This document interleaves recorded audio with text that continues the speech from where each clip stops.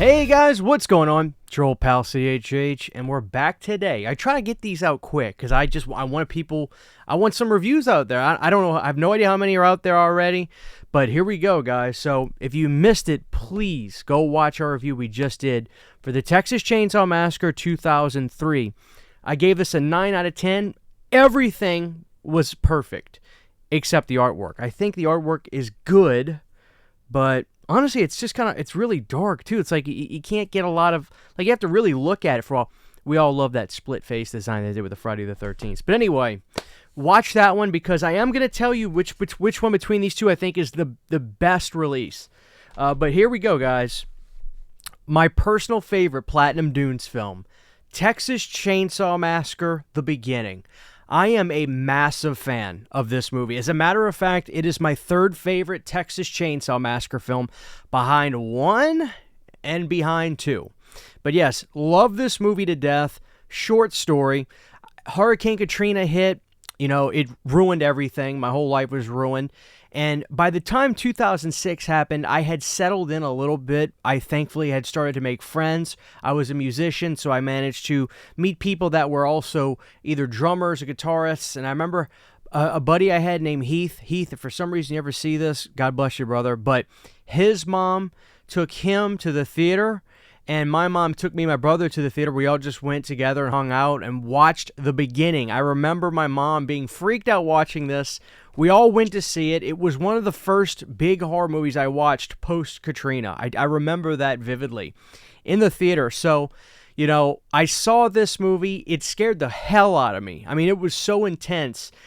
I loved it. I absolutely loved it, and it's one of my favorite memories. It was the first time post-Katrina I remember feeling like I'm having so much fun right now. My life is okay.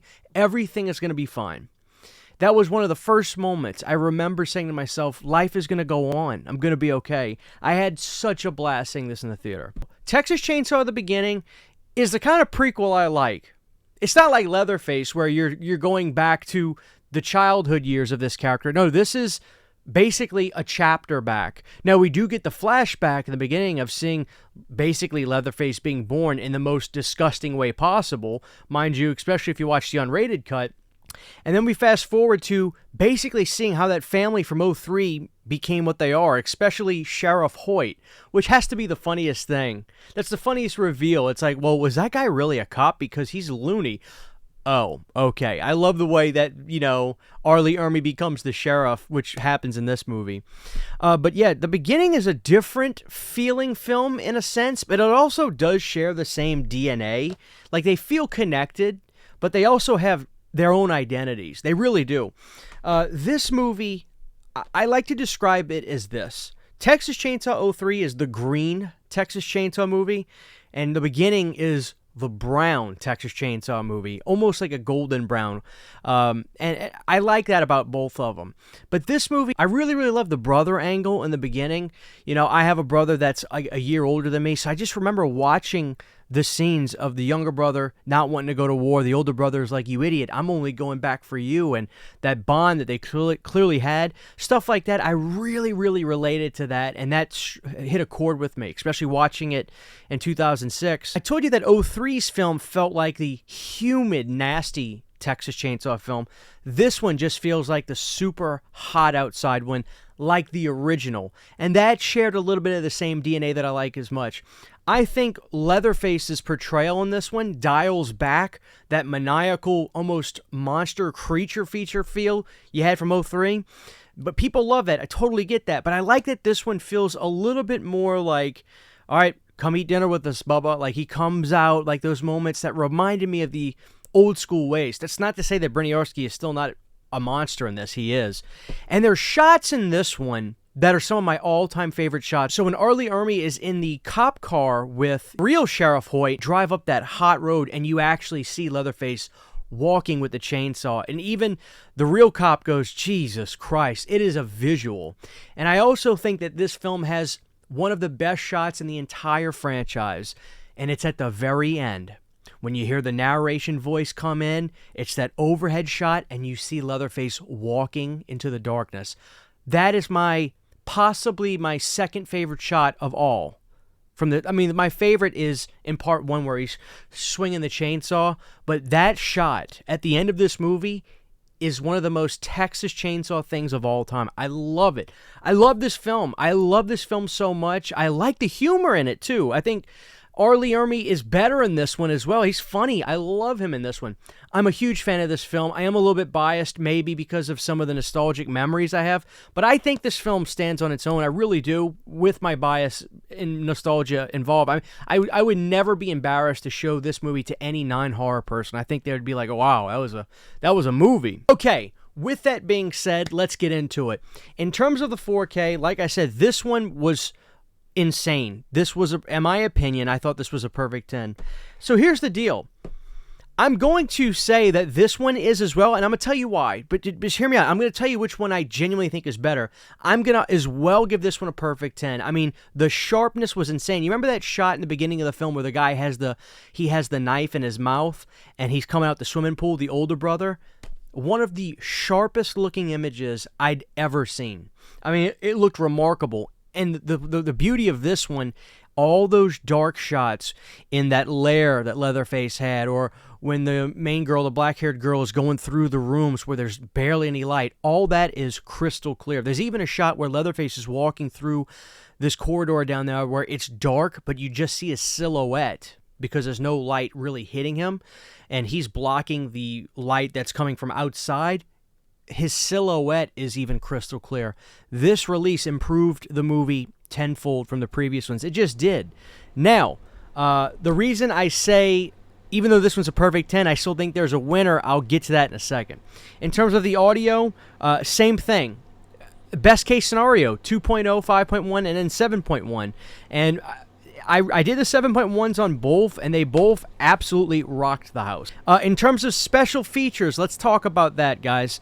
And I'm not going to read everything, but there are some great new stuff. There is new commentaries with Uncle Creepy and Chris McGibbon, archival audio commentaries of the uncut version with the director Jonathan Liebesman, producers Andrew Form and Brad Fuller, Hoyt, actually, a brand new interview with actor Lou Temple, which was fantastic, original skins, K&B effects, a brand new interview with special effects makeup artist Jake Garber and special effects makeup artist Kevin Wassner, Light and Sawdust, a brand new interview with director of photography Lucas Etlin, Down to the Bone, Anatomy of a Prequel, an archival making of documentary featuring many interviews with the cast and crew, deleted scenes, etc., etc. You guys can see the rest.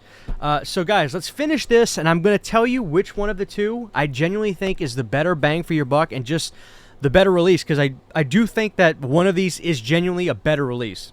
Now, in terms of the artwork of this one, I like it about the same. Like I said, I don't hate either one. They're good, not great, but some people online have been way more harsh than me, and I'm saying that I don't hate them. I think people just really love that split face artwork that was going on.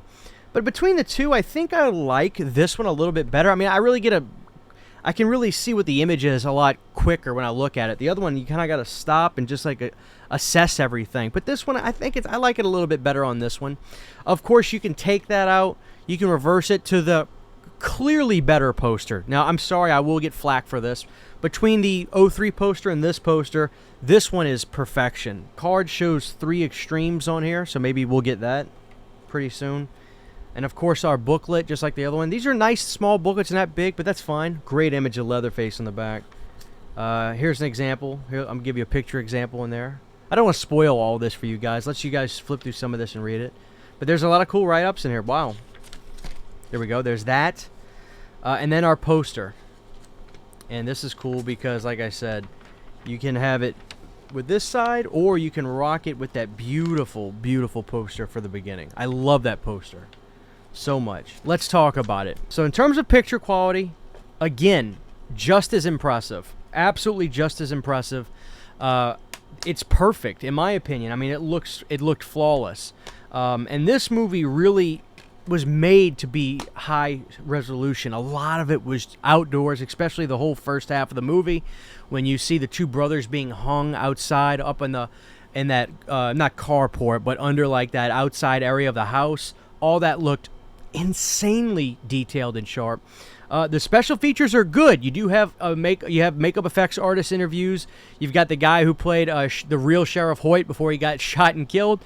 And he was also in Rob Zombie's Halloween, that guy. This release is fantastic, and I prefer this movie. Now, the question is, which one is the better release? And I'm going to be dead ass about this. The reality is, I cannot lie. I have to admit that the 03 release is better, and I'm going to tell you why.